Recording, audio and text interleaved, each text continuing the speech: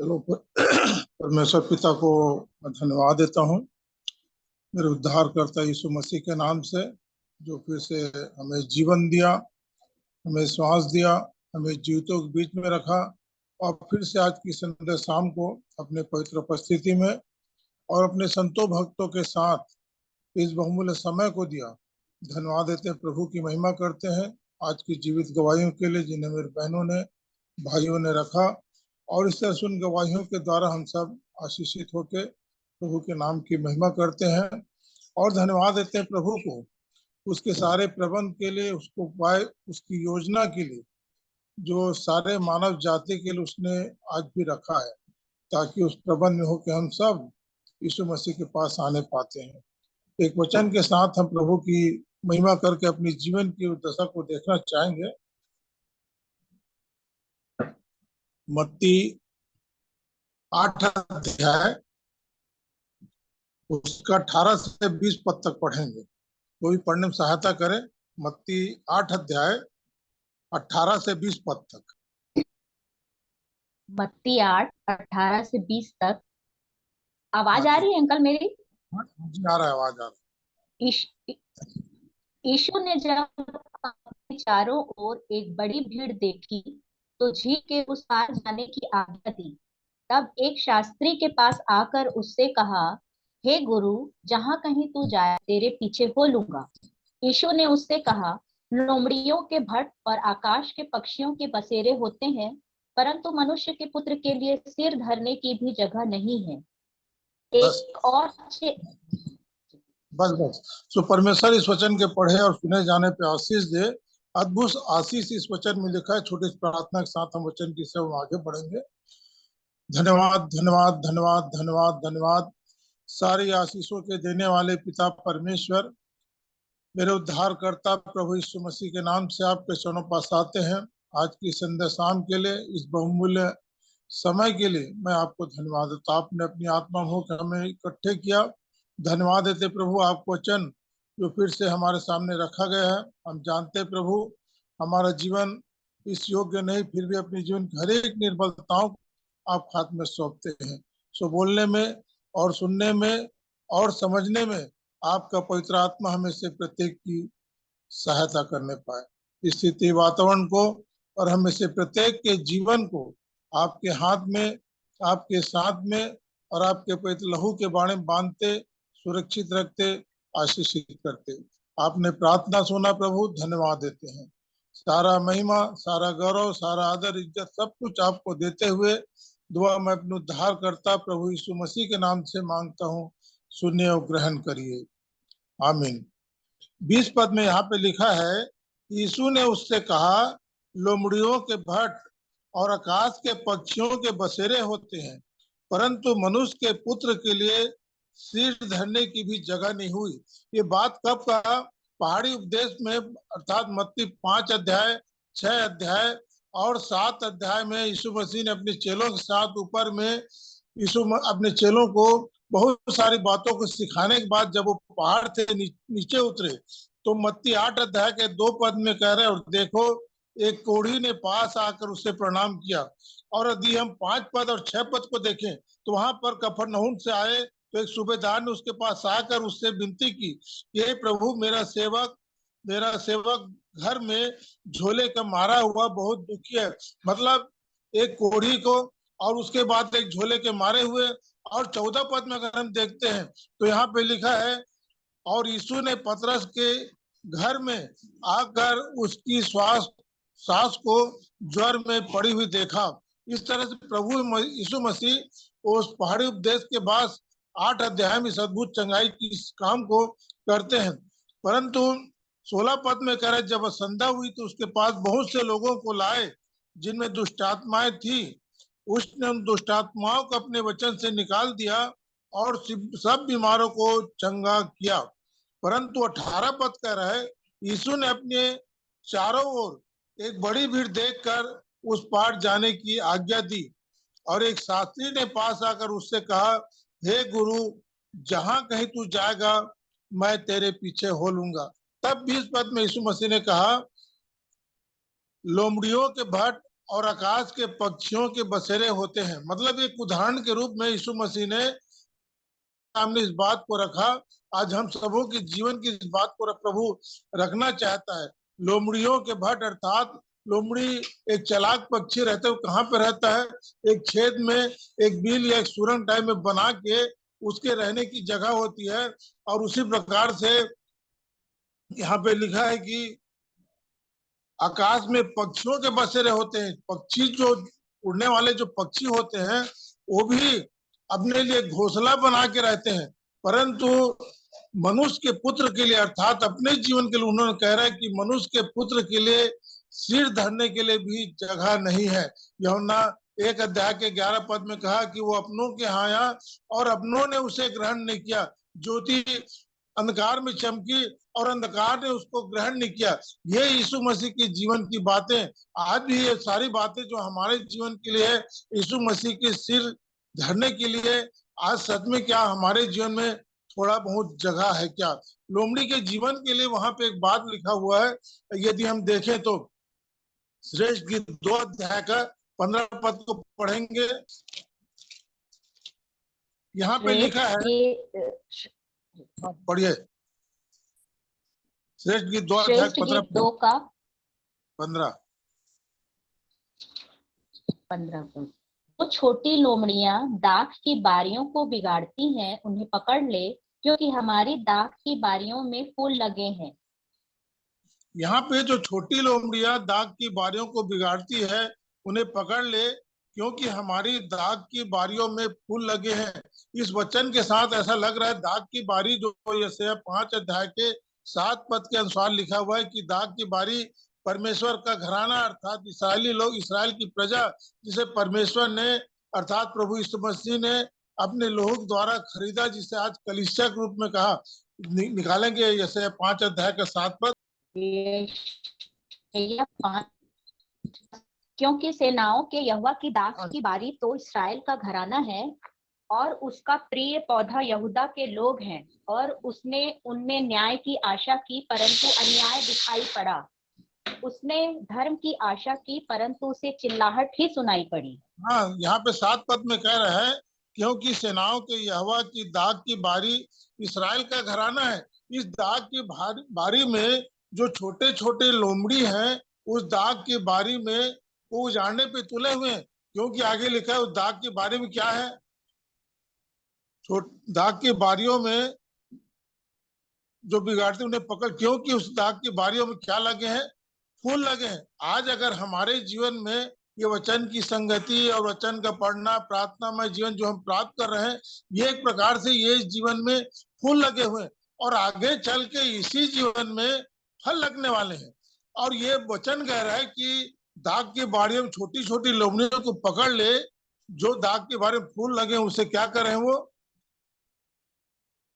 बिगाड़ रहे हैं। मतलब तो ये परमेश्वर का वचन आज हमारे जीवन की इस बात को कह रहा है कि इसराइल का घराना जो दाग की बारी है, उस बारी में आज फूल लगे हुए हैं। और ये जो छोटी छोटी लोमड़ी जो पाप का रूपक है, जो आज हर एक मनुष्य के जीवन में, जो उनके जीवन में विचारों के साथ और बहुत सारी इंद्रियों के द्वारा जो पाप आज हमारे अंदर में छोटी छोटी लोमड़ियों के द्वारा प्रवेश करता है, उन छोटी छोटी लोमड़ियों को आज हमें पकड़ने की आवश्यकता है।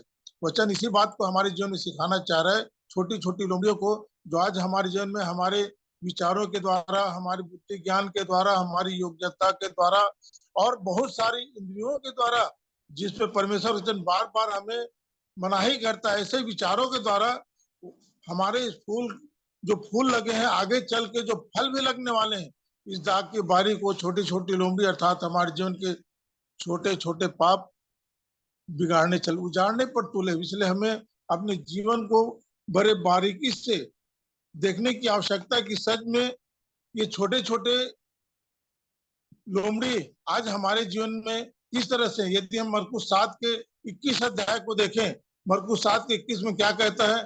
बुरी बुरी मन से अर्थात भीतर से बुरी बुरी चिंता, व्यभिचार, चोरी, हत्या, परिस्थिगमन, लोभ, लालच, कुदृष्टि, निंदा, ये सारी चीजें अंदर से निकल के मनुष्य को अशुद्ध करती है। और हम किसी बात में अपने जीवन में इस बात के लिए दावा नहीं कर सकते कि मरकुस 7:21 में जो बातें लिखी हुई है आज मेरे जीवन में नहीं है।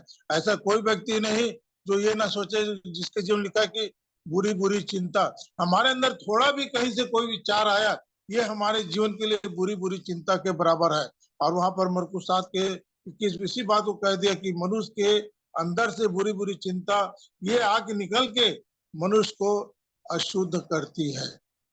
और यहाँ पे एक वचन और देखेंगे हम, गलाती 5 अध्याय का 19 और 20 पद पढ़िए तो उसको। गलाती 5 अध्याय का 19 और 20 पद। गलाती 5:19 और 20। शरीर के काम तो प्रगट हैं, अर्थात व्यभिचार, गंदे काम, लुचपन, मूर्ति पूजा, टोना, बैर, झगड़ा, ईर्ष्या, क्रोध, विरोध, विधर्म, मतवालापन, लीला क्रीड़ा और इनके और काम है। इनके विषय में मैं तुमसे पहले से कह देता हूँ, जैसा पहले कह भी चुका हूँ, कि ऐसे ऐसे काम करने वाले परमेश्वर के राज्य के वारिस न होंगे। ये भी हमारे जीवन में वहां पे मन से निकल के मनुष्य को अशुद्ध करती है।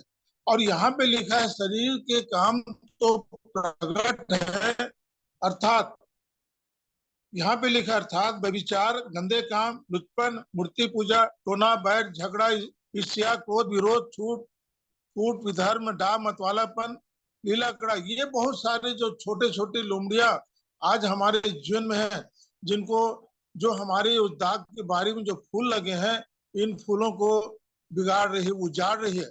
परंतु परमेश्वर का वचन कहता है आज फूल है तो कल इसमें फल भी लगेगा। इसलिए हमें अपने इस दाग की बारी की, अर्थात अपने व्यक्तिगत जीवन की रखवाली करने की आवश्यकता है, जांचने की आवश्यकता है कि कहीं ये छोटे छोटे लोमड़िया आज मेरे व्यक्तिगत जीवन में उन विचारों के द्वारा, उन रीतियों के द्वारा और मेरे इस दाग की बारी को कहीं उजाड़ तो नहीं रही है। एक वचन हम और देखेंगे इसी का, रोमी 1 अध्याय का 28 पद।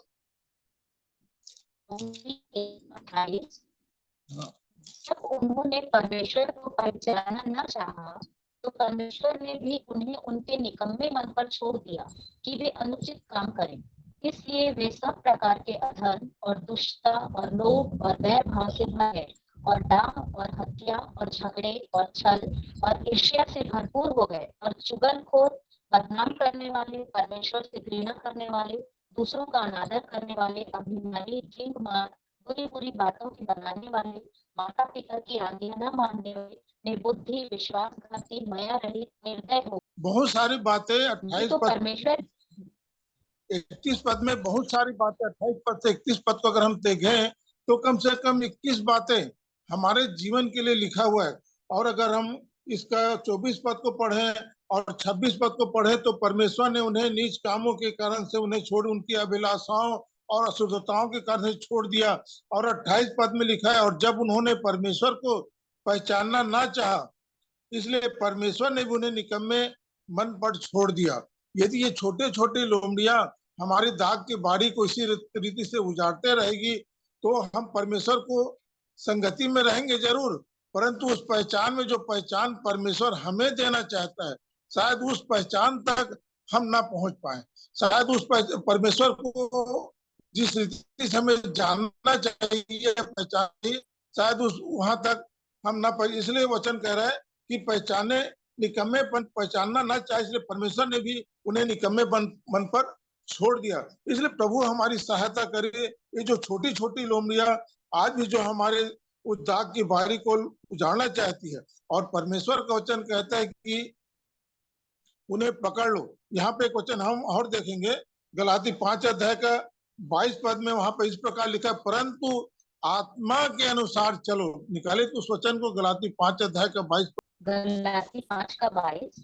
पर आत्मा का फल प्रेम और आत्मा का फल प्रेम, आनंद, शांति, धीरज, कृपा, भलाई, विश्वास, नम्रता सब है। ऐसे ऐसे कामों के विरोध में कोई भी व्यवस्था नहीं।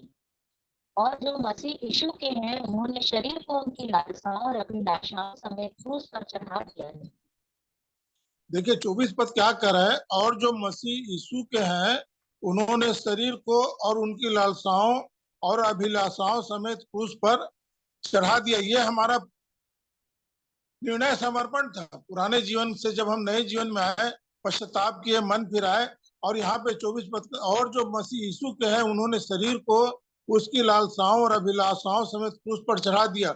और इस तरह से इसी में गलाती 2 के 20 में भी कहता है, पौलुस अपने जीवन गवाही को रहता है, कहता है कि मैं मसीह के साथ क्रूस पर चढ़ा गया, मैं अब जीवित नहीं रहा परंतु मसीह मुझ में जीवित है। और इसी का यदि गलाती 6 के 14 पद को हम देखें तो यहाँ पर कहता है, पर ऐसा ना हो कि मैं और किसी बात में घमंड करूं, केवल हमारे प्रभु यीशु मसीह के क्रूस का, जिसके द्वारा संसार मेरी दृष्टि में और मैं संसार की दृष्टि में क्रूस पर चढ़ाया गया।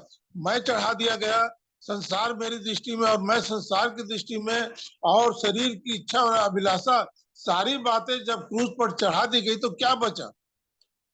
सारी बातें यहाँ पे समान। परंतु ऐसे लोगों के जीवन में यदि छोटी छोटी लोमड़ियां दाग की बारीक जो बिगाड़ रही है, ऐसे जीवन में अगर हमारे जीवन में सब छोटी लोमड़ी अगर काम करती है, परंतु वचन क्या कह रहा है 22-25 को हमने पढ़ा, पर आत्मा के का फल प्रेम आनंद प्रेम पर आत्मा का फल प्रेम आनंद मेल धीरज है, कृपा भलाई विश्वास नम्रता और संयम है।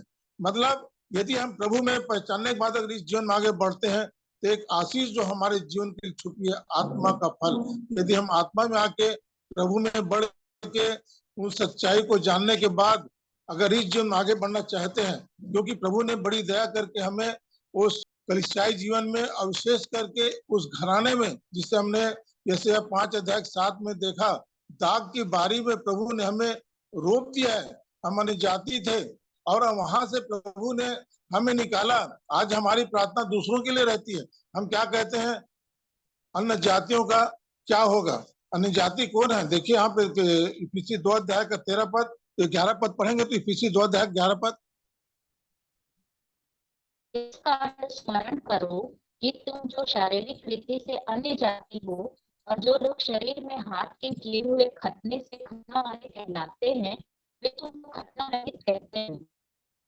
बस यहाँ पे कह रहे इस कारण स्मरण करो, इस 11 पद को मैं पढ़ रहा हूँ, इस कारण स्मरण करो कि तुम जो शारीरिक रीति से क्या हो, अन्य जाति हो। यदि हम शरीर में हैं, यदि हम शारीरिक रीति से जीवन को बिता रहे हैं, तो ये समझिए कि आज भी हम अन्य जाति हैं। और हमारी प्रार्थना क्या रहती, प्रभु जी इन अन्य जातियों के जीवन को आप बदल दीजिए।